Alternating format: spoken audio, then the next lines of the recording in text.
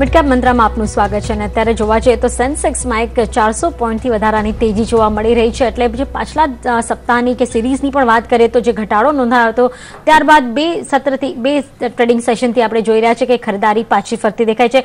એને રિકવરી પણ કહી શકાય કારણ કે ઘણા બધા સ્ટોક્સ ઘણા વેલ્યુએશન્સ નીચે આવી ગયા હતા અને ઘટાડો આવી ગયો હતો। નિફ્ટીમાં નજર કરે 8082ના લેવલ જોવા મળી રહ્યા છે। જે રીતે એસજીએસ નિફ્ટી સંકેતો આપી રહ્યું હતું કે 8115ની આસપાસ ત્યાં ફ્યુચર્સમાં કોટ મળી રહ્યા હતા। અત્યારે આપણે જોઈ રહ્યા છે 8081ની આસપાસ ટ્રેડ કરતો એટલે જોવું રહ્યું છે 8100નો આંકડો આજના દિવસે અચીવ થઈ જાય છે તો એક પોઝિટિવ સંકેત ગણી શકાય। મિડ કેપ કાઉન્ટરમાં આપણે જોઈ રહ્યા છે 0.5% આસપાસની સુધારો અહીંયા જોવા મળી રહ્યો છે જ્યારે બેંક નિફ્ટી પણ 350 પોઈન્ટનો ઉછાળો દેખાડી રહ્યો છે। માર્કેટ બ્રેડ પોઝિટિવ છે, તમે જોઈ શકો છો 7 થી 8 સ્ટોક વધી રહ્યા છે, એની સામે ફક્ત એક સ્ટોક ઘટતો નજરે ચડી રહ્યો છે અને અત્યાર સુધી આપણે જોઈ શકીએ છીએ એક 60,000 કરોડનું ટર્નઓવર પણ જોવા મળી રહ્યું છે। એકવાર નિફ્ટી કાઉન્ટર્સ પર નજર કરીએ આજના દિવસે સારા વોલ્યુમ સાથે જ્યાં સારી એવી ખરીદારી થઈ રહી છે એમાં SBI, ICICI bank, DLF, Vedanta, હિન્દાલ્કોનો સમાવેશ થાય છે। પણ દબાણ જોવા જઈએ તો અમુક સ્ટોકમાં બનતું દેખાયું છે। એમાં Dabur, BPCL, Titan industry, MNM, IOC અને એચપીસીએલના કાઉન્ટર છે એટલે ખૂબ જ ઓછા સ્ટોક્સ છે જ્યાં દબાણ છે નિફ્ટીમાં, પણ બાકી સર્વત્ર એક સારી ખરીદારીનો માહોલ જોવા મળી રહ્યો છે। ત્યારે જ આપણે જોવા જઈએ તો મિડકેપમાં ક્યાં હલચલ જોવા મળી રહી છે તેની વિગત લઈએ અમારા રિસર્ચ એનાલિસ્ટ વિરાજ સરવૈયા પાસેથી। વિરાજ, સૌથી પહેલા આજે આપણે એક દિગ્ગજ બ્રોકરેજ હાઉસ નવમુરાનો જે વ્યૂ આવ્યો છે તેની શરૂઆત કરીએ। જુબલેટ લાઈફ સાયન્સ પર તેમણે એક બુલિશ કોલ આપ્યો છે। તેમનું માનવું છે કે એમને કંપનીનો અત્યારે જે વેલ્યુએશન્સ છે તે ખાસા એવા સારા છે, એક અટ્રેક્ટિવ લાગી રહ્યા છે। એની સાથે જ તેમના પ્રમાણે FY16 થી FY17નો જે એબેટા છે તેમાં પણ લગભગ 15 થી 16% વૃદ્ધિ અત્યારે જોવા મળી શકે છે અને એને કારણે જ તેમણે ટાર્ગેટ પ્રાઇસ વધારીને 460નો કર્યો છે। કરંટ લેવલથી જોઈએ તો લગભગ 25% આપણને એક અપસાઇડ જોવા મળી રહી છે। એની સાથે જ સિક્વન્સ સાયન્ટિફિકનો કાઉન્ટર છે તે પણ આજે રડાર પર જોવા મળી રહ્યો છે કે સમાચાર આવી રહ્યા છે કે તેઓ લાઇકા લેબ્સ જે છે તેનો એક એનિમલ હેલ્થકેરનો બિઝનેસ ટેક ઓવર કરતું જોવા મળી શકે છે, એક્વાયર કરશે લાઇકાનું જે આર્મ છે એને, અને લાગી રહ્યું છે કે આને કારણે સારા એવા સિનર્જી બેનિફિટ્સ જોવા મળી શકે છે કારણ કે સિક્વન્સ સાયન્ટિફિકનો પણ પોતાનો એનિમલ બિઝનેસ છે।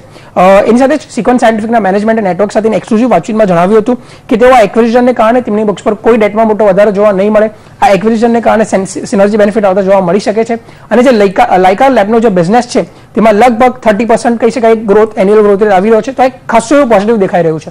એની સાથે જ ટ્યુબ ઇન્વેસ્ટમેન્ટ જે મુરુગપ્પા ગ્રુપની કંપની છે કહી શકાય એ પણ એક ખાસું પોઝિટિવ છે। તેમની એક બ્રાન્ડ લાઇસન્સિંગના જે રાઇટ્સ છે તે સાઇન કર્યો છે રાઇડલ બાઇક્સ બેલ્જિયમ સાથે। આ જે રાઇટ સાઇન કરવામાં આવ્યા છે તે નેપાલ, ભૂતાન, મ્યાનમાર અને શ્રીલંકા જેવી કન્ટ્રીઝ માટે કરવામાં આવ્યા છે, લગભગ 33 યર્સ માટે કરવામાં આવ્યા છે। કહી શકાય ખાસું એવું સેન્ટિમેન્ટલ પોઝિટિવ ન્યૂઝ છે અને તેને કારણે જ ટ્યુબ ઇન્વેસ્ટમેન્ટનો કાઉન્ટર કહી શકાય છે ફોકસમાં જોવા મળી રહ્યો છે। એની સાથે જ પીપાવર ડિફેન્સ અને એડીએચજી ગ્રુપનું જે છે તે પણ આજે કહી શકાય ફોકસમાં જોવા મળે છે। મેઇન વાત એમ છે કે રશિયન ગવર્મેન્ટ તરફથી જે મોટો એક કોન્ટ્રાક્ટ આવવાનો છે હેલિકોપ્ટર મેન્યુફેક્ચર કરવા માટે, તે માટે તેઓ પીપાવર ડિફેન્સ અને અનિલ અંબાણી ગ્રુપની જે કંપની રિલાયન્સ ડિફેન્સ એરોસ્પેસ છે તેને ચૂની છે। લગભગ આ ઓર્ડરની સાઇઝ $1 બિલિયન હોઈ શકે છે એટલે ખૂબ જ મોટી ઓપોર્ચ્યુનિટી છે। લગભગ આમાં 200 યુનિટ્સ એક સ્પેશિયલ ટાઈપના શકે છે અને લાગી રહ્યું છે આ ખાસું એવું પોઝિટિવ છે। અને રિલાયન્સ ગ્રુપ જે હશે એડીએચજી ગ્રુપ તરફથી આમાં લગભગ તેઓ 51% સ્ટેક હોલ્ડ કરતું જોવા મળી શકે છે જ્યારે balance 49% stack Russian government hold કરતું જોવા મળી શકે છે। એની સાથે જ ગઈકાલે સ્માર્ટ સિટીઝ જે અનાઉન્સમેન્ટ કરવામાં આવી હતી લગભગ 98 સિટીઝના નામ અને નાના ટાઉન્સના પણ નામ આવ્યા છે। એમાં જ આજે કેટલાક કાઉન્ટર્સ છે તેમાં આજે હજી ફોલોઅપ બાઇંગ પણ જોવા મળી રહ્યું છે। સેરા સેનિટરી વેર, વાટેક વાબાગ, ડીએચએફએલ, હેવલ્સ જેવી કંપનીઝને જેઓ ટિયર 2, ટિયર 3 સિટીઝ નાના ટાઉન્સ છે જેમાં તેમનો સારો એવો પોર્ટફોલિયો છે, સારો એવો કહી શકાય રીચ છે, તેમના સ્ટોક્સમાં આજે પણ આપણને એક બાઇંગ જોવા મળી રહ્યું છે અને તેને કારણે આજે કાઉન્ટર છે તે પણ આજે મિડકેપમાં એક બસ ક્રિએટ કરી રહ્યા છે। જી આભાર વિરાજ સમગ્ર જાણકારી આપવા માટે। ત્યારે હવે આપણી સાથે એન્જલ બ્રોકિંગના રુચિત જૈન અને જોડાઈ ગયા છે। રુચિત, આજના દિવસે આપણે જે એક તેજી જોઈ રહ્યા છે બજાર પર એકવાર વ્યૂ લઈ લઈએ, શું લાગે છે આ ટકી શકશે 8100નો જે એક આંકડો જે રીતે એસજીએસ નિફ્ટી દર્શાવી રહ્યું હતું, શું આજના દિવસે એ અચીવેબલ છે? ઓવરઓલ જોઈએ તો એક કાલે એક્સપાયરીના દિવસે એક સારી મોમેન્ટમ બિલ્ડઅપ થઈ હતી અને આજે ગ્લોબલ માર્કેટ્સના પોઝિટિવ ઓપનિંગના લીધે આજે એક કન્ટિન્યુઅર મોમેન્ટમ આવ્યું છે। પણ ઓવરઓલ અગર ચાર્ટ સ્ટ્રક્ચર જોઈએ તો અહીંથી હજી અપટ્રેન્ડની રિઝમ્પશન થઈ છે એવું કાંઈ ઇન્ડિકેશન નથી। પ્રોબેબલી અમને લાગે છે એક પુલબેક રેલી છે અને લગભગ 8100ની આજુબાજુ એક સારું રેઝિસ્ટન્સ આવી રહ્યું છે। જે રિસેન્ટ ફોલ હતું 8500 થી 7670 સુધી એનું અગર રિટ્રેસમેન્ટ કાઢીએ તો 50% રિટ્રેસમેન્ટ આવી રહ્યું છે 8100 ઉપર। તો કરંટ લેવલથી વધારે અપસાઇડ અમને નથી લાગતું કે નિફ્ટીમાં છે। તો પ્રોબેબલી જો અગર નીચેના લેવલ્સ ઉપર લોંગ પોઝિશન્સ કોઈ બનાવી હોય તો અમે એમને કરંટ લેવલ્સ ઉપર પ્રોફિટ બુક કરીને એક્ઝિટ કરવાની સલાહ આપી રહ્યા છે। ઓકે, ત્યારે જ આપણે જોઈ રહ્યા છીએ કે આજના દિવસે મિડ કેપ અને સ્મોલ કેપમાં સારી એવી ખરીદારી છે અને હાલે જો સારા એવા વોલ્યુમ સાથે નજર કરીએ તો ખાસ કરીને યુનિટેક કે JP associate, Suzlon energy, Ashok Leyland જેવા કાઉન્ટર છે જ્યાં ખરીદારી પાછી ફરી છે. જો એક આખા સપ્તાહની વાત કરીએ તો સુઝલોન એનર્જીએ લગભગ 6% તેજી ગુમાવી છે અને આજે જો આખા મહિનાની વાત કરીએ તો ઉલટાનો 4% એક ગેઇન એટલે કે રિટર્ન મળ્યું છે. તો શું હવે જે એક વેલ્યુએશન છે એ સારા લાગી રહ્યા છે, આ લેવલે રોકાણ કરવું જોઈએ? પ્રોબેબલી સુઝલોનનું અગર ચાર્ટ્સ ઉપર ટેકનિકલ સ્ટ્રક્ચર જોઈએ તો એક સાઇડવેઝ કાઉન્ટર છે. આપણે જોઈએ એક સારા અપસાઇડ મોમેન્ટમ જ્યારે 12 રૂપિયાથી 28 રૂપિયા આવ્યો હતું એના પછી આ કાઉન્ટર એક કરેક્ટિવ ટ્રેન્ડમાં આવ્યું છે. તો મને લાગે છે કે અહીંયાથી એક ટાઈમ કરેક્શન આપશે, એક સાઇડવેઝ ટ્રેન્ડમાં ઘણા વખત સુધી રહી શકે છે અને અપસાઇડ પણ હાલ ફિલહાલમાં લિમિટેડ લાગી રહ્યું છે. તો પ્રોબેબલી એક બાય ઓન ડિપ્સ કાઉન્ટર થઈ શકે છે, પણ જો શોર્ટ ટર્મ ટ્રેડર્સ છે એમની માટે આ સ્ટોક નથી, કેમ કે કરન્ટલી તો ટાઈમ વેસ્ટ કન્સોલિડેશનમાં છે. તો જો એક લોંગ ટર્મ ઇન્વેસ્ટર્સ છે જેને 1 વર્ષ કે 1.5 વર્ષથી ઉપરનો વ્યૂ હોય એ લોકો આ સ્ટોકમાં બાય ઓન ડિપ્સની રણનીતિ અપનાવી શકે છે. ઓકે, બાય ઓન ડિપની સ્ટ્રેટેજી અપનાવી શકાય છે. સાથે જે રીતે આપણે જોઈ રહ્યા છીએ કે ખાસ કરીને ક્રૂડ ઓઇલે જે રીતે ભાવોમાં ઉછાળો આપ્યો છે, ત્યારબાદ આપણે ગોલ ઓફશોર, અબાન ઓફશોર, તમે જોશો સેલાન એક્સપ્લોરેશન, બધે જ ખરીદારી આજના દિવસે આવી છે સારા એવા વોલ્યુમ સાથે.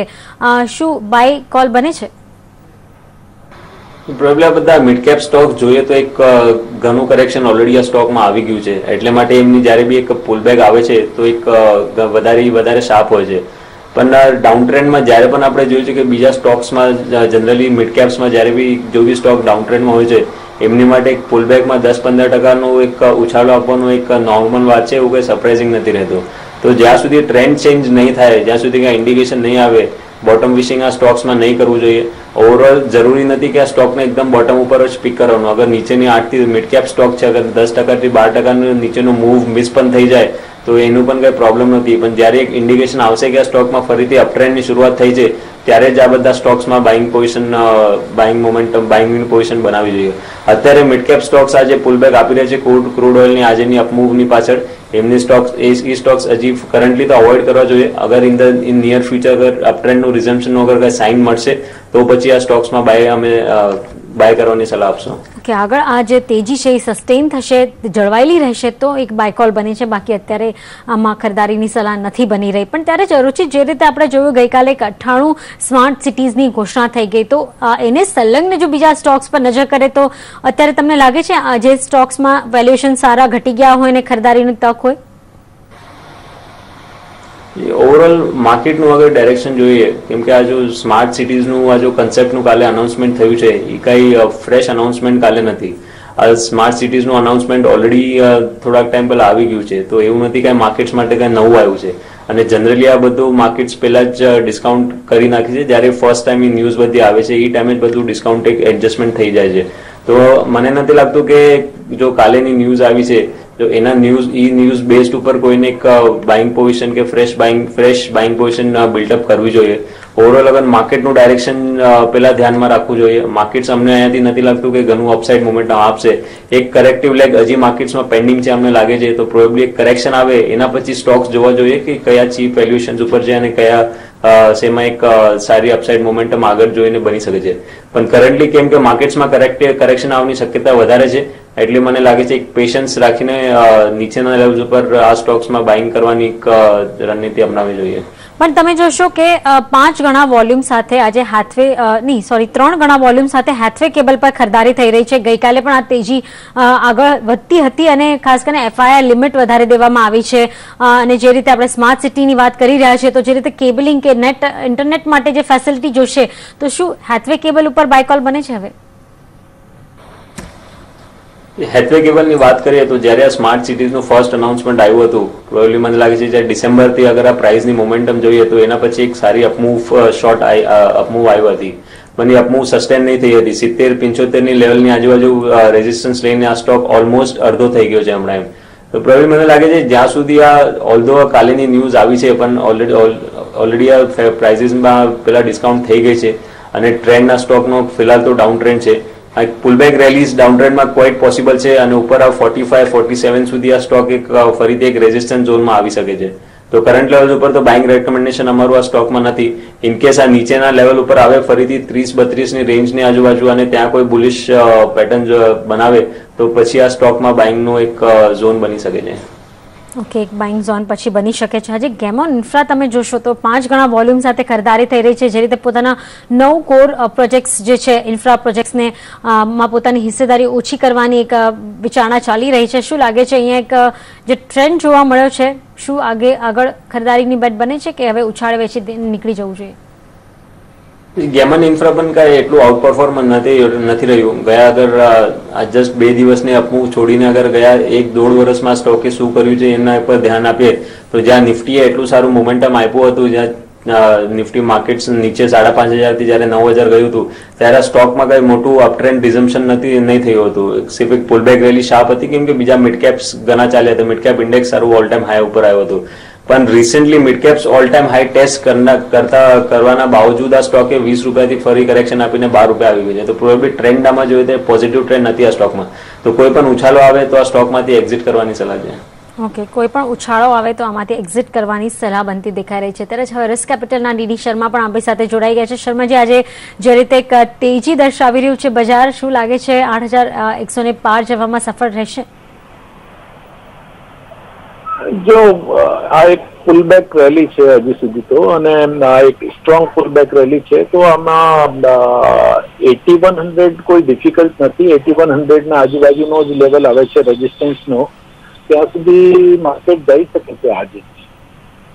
ઓકે, બેન્કિંગ સ્ટોક પર જે રીતે આપણે જોયું આરબીઆઈની ગઈકાલે ખાસ કરીને જે ટકોર કરવામાં આવી છે ઘટાડો કરવાની, ખાસ કરીને આપણે જોઈ રહ્યા છે ઇન્ટરેસ્ટ રેટ, શું લાગે છે કે આગળ જતા જે હવે ટકોર કરવામાં આવી છે ત્યારબાદ કોઈ ખરીદારી બને છે? આપ કોઈ પસંદગી ધરાવો છો? જો લોંગ ટર્મમાં બેન્કિંગ સ્ટોક સારા જ છે, અને પર્ટિક્યુલરલી પીએસયુ બેંક્સમાં વેલ્યુએશન બહુ અટ્રેક્ટિવ છે.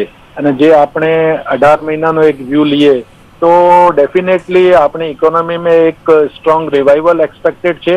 અને આથી મોટી વાત છે કે આવતા ક્વાર્ટર્સમાં ઇન્ટરેસ્ટ રેટ કટ થવાની પૂરી શક્યતા છે. અને એટલે અને નોટ ઓનલી એક સિંગલ રેટ કટ, બટ મને લાગે છે કે હવે સિરીઝ ઓફ રેટ કટ આવશે આવતા 12 મહિનાથી 18 મહિનામાં. એટલે સતત આપણા દેશમાં ઇન્ટરેસ્ટ રેટ ઓછી થતી જ જશે, અને ઇન્ટરેસ્ટ રેટ ઓછી થવાનો ટ્રેન્ડ એક બહુ પોઝિટિવ ઇન્ડિકેશન છે ઇક્વિટી માર્કેટ માટે. એટલે મને લાગે છે કે બેન્કિંગ સેક્ટર લોંગ ટર્મ માટે બહુ સારું છે. બેન્કિંગ સેક્ટર લોંગ ટર્મ માટે ઘણું સારું છે અત્યારે દેખાઈ રહ્યું છે. આજના દિવસે એનર્જી સ્ટોક તમે જોશો, ખાસ કરીને ગોલ્ડ ઓફશોર, અબાન ઓફશોર, આ બધા સ્ટોક્સમાં એક સારી એવી ખરીદારી આવી રહી છે, કારણ કે ક્રૂડ પ્રાઇસીસે ઉછાળો બતાવ્યો છે. આપનો મત શું છે? ઉછાળે નીકળી જવું જોઈએ આમાંથી? નો, આ બધા શેર્સમાં તો મને એવું લાગે છે કે કોઈ આ રેલી આવે છે તો આ રેલીમાં નીકળવાનો જ સોચવું જોઈએ, કેમ કે ઓવરઓલ ટ્રેન્ડ ક્રૂડનો સોફ્ટ જ છે.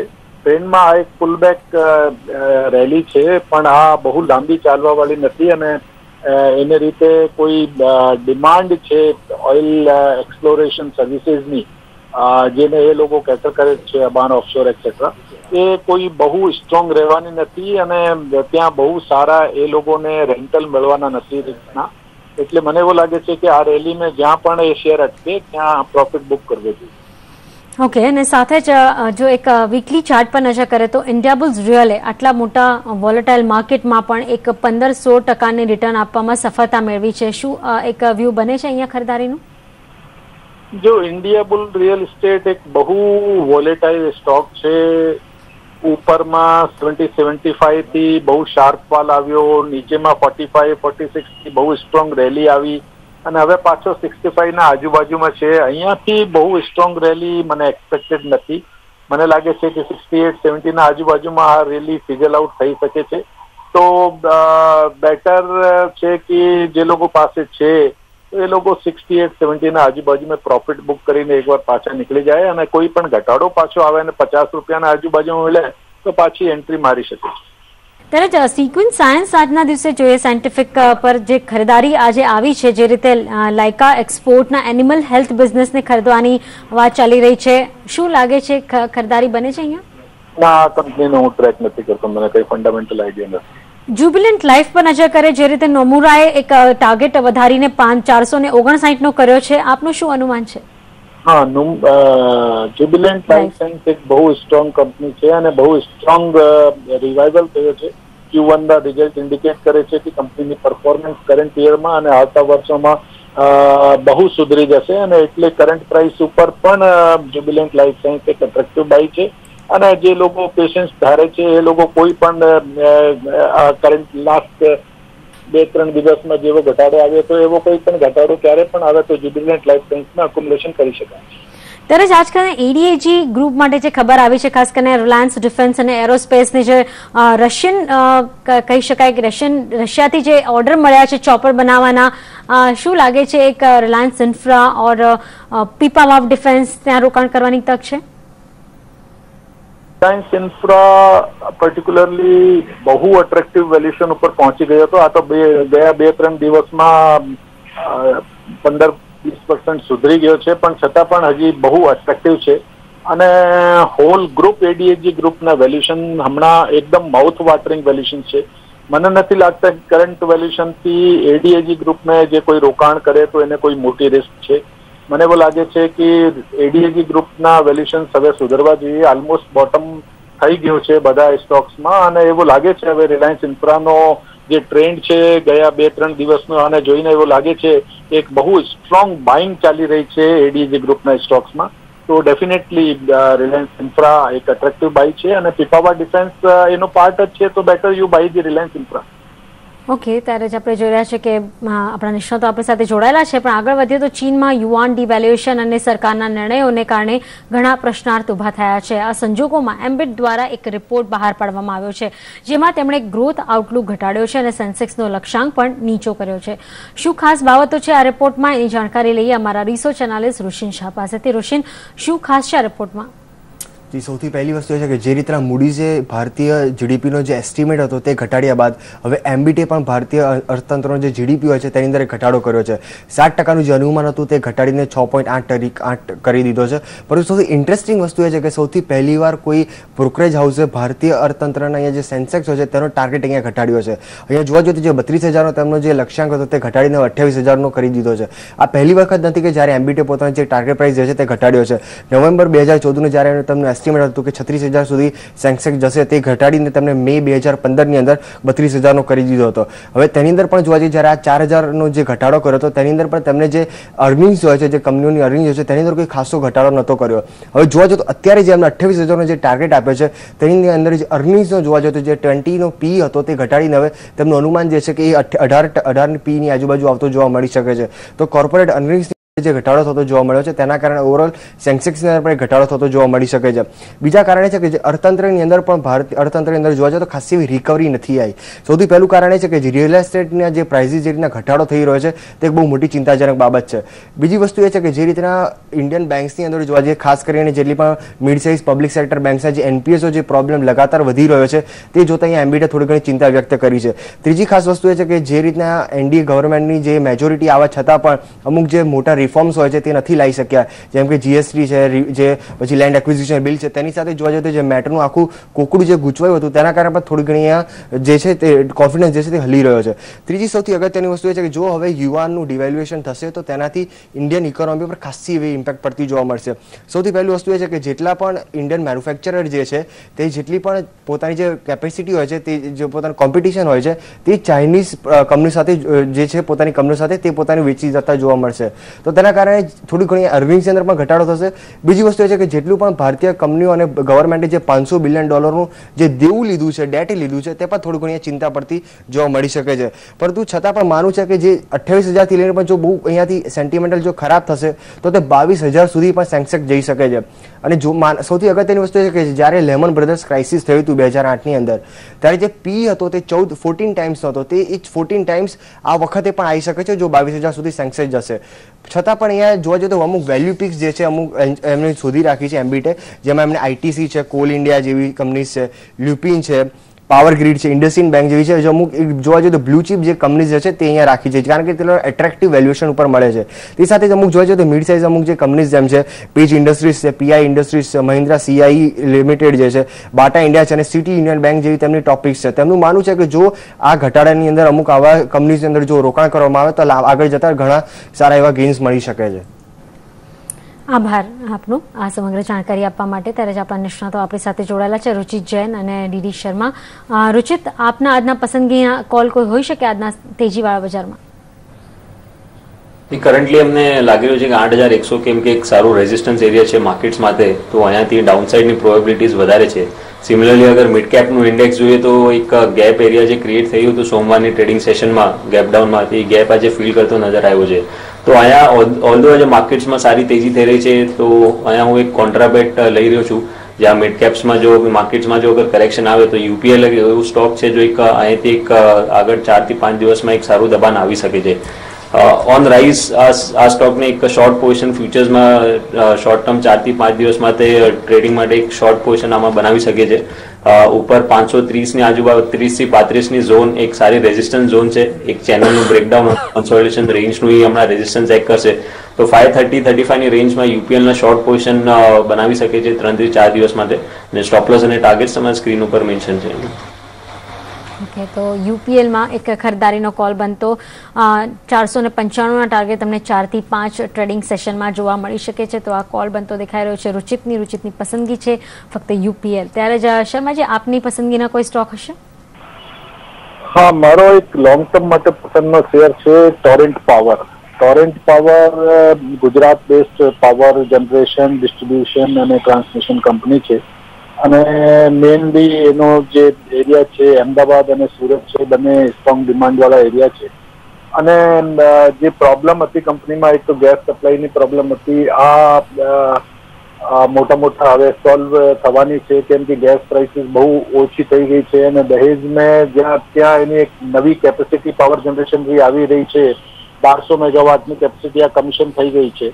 તો ત્યાં દહેજમાં જ એક RLNG નો સ્ટેશન છે, તો ત્યાંથી ઇમ્પોર્ટેડ ગેસ એ લોકોને સબલી અને ઇકોનોમિક કોસ્ટ ઉપર મળી જશે. તો એની રીતે કરંટ યરમાં કંપનીની પરફોર્મન્સ બહુ સુધરી જશે. ઓવરઓલ કેપેસિટી પણ ઓલમોસ્ટ ડબલથી વધારે થઈ ગઈ છે. અને ડિમાન્ડ દહેજ એરિયામાં બહુ સ્ટ્રોંગ છે, ઇન્ડસ્ટ્રીયલ ડિમાન્ડ. અને બીજી પ્રોબ્લેમ્સ છે ગેસની પ્રાઇસિંગની અને પાવરની પ્રાઇસિંગ અને પાવરની રિયલાઇઝેશનની, આ પણ સોલ્વ થઈ રહી છે. તો ઓવરઓલ કરંટ યરમાં પરફોર્મન્સ બહુ સારી આવવાની શક્યતા છે. અને Q1 ની જે આપણે રિઝલ્ટ જોઈએ તો Q1 ની પરફોર્મન્સ બહુ સારી આવી છે. અને આ ઇન્ડિકેટ કરે છે કે કંપનીની પરફોર્મન્સ બહુ સારી આવવાની છે. Q1માં જે તમે જોવો તો જૂન 14માં એનો પ્રોફિટ હતો 80 કરોડ રૂપિયા અને હમણાં જૂન 15માં એનો પ્રોફિટ આવ્યો છે 309 કરોડ રૂપિયા. એટલે કે 6.5 રૂપિયાની અર્નિંગ આવી છે એક ક્વાર્ટરમાં જ. જયારે કે લાસ્ટ યર ફૂલ યરમાં 6-7 રૂપિયાની અર્નિંગ હતી. તો કરંટ યરમાં અર્નિંગ મને લાગે છે 15-16 રૂપિયા કે એથી પણ વધારે આવી શકે છે. અને એટલે કંપની બહુ અટ્રેક્ટિવ લાગે છે, મેનેજમેન્ટ બહુ સારો છે. અને એટલે 12 મહિનાનો મારો ટાર્ગેટ એનો 225 રૂપીઝનો છે. ઓકે, તો ડીડી શર્મા સાહેબની પિકમાં અત્યારે સમાવેશ છે ટોરેન્ટ પાવર, જ્યાં 1 વર્ષનો લક્ષ્યાંક હોય તો તમને 225ના ટાર્ગેટ આમાં જોવા મળી શકે છે. જ્યારે ભારત ઇલેક્ટ્રોનિક્સ ખરીદાની સલામતી દેખાઈ રહી છે, લગભગ ત્યાં પણ 1 વર્ષનો કોલ બનતો અને 4500ના ટાર્ગેટ આમાં જોવા મળી શકે છે. એટલે કે BEL ખરીદવાની સલામતી દેખાઈ રહી છે. ત્યારે સમય થયો છે રજા લેવાનો. શર્માજી, કોઈ ડિસ્ક્લોઝર? ના, આપણે કોઈ પણ જે વાત કરી છે આજે મારો કોઈ પર્સનલ ઇન્ટરેસ્ટ નથી. રુચિત, આપ તરફથી? જે પણ સ્ટોક્સની આપણે વાત કરી એમાં મારી પર્સનલ પોઝિશન કોઈ નથી. આ એક યુપીએલનું જો એક શોર્ટ કોલ આવ્યું છે સ્ક્રીન પર, એક ટેકનિકલ એરરથી બાય બતાવી રહ્યું હતું, પણ એકચ્યુઅલી એક શોર્ટ કોલ છે એની માટે. પણ બાકી મારી પર્સનલ પોઝિશન કોઈ નથી. ઓકે, તો આમાં અમે કરેક્શન કરી દઈએ છીએ. યુપીએલને શોર્ટ કરવાની સલાહ છે અને ત્યાં તમને ટાર્ગેટ 495ના જોવા મળી શકે છે. બરાબર રુચિત? ઓકે, આભાર આપ બંનેનો આપનો સમય ફાળવી અમારી સાથે ચર્ચામાં જોડાયા તે બદલ. ત્યારે જ મિડકેપ મંત્રામાં હાલે આટલું જ. વધુ ખબરો માટે જોડાયેલા રહેજો CNBC બજાર સાથે. નમસ્કાર.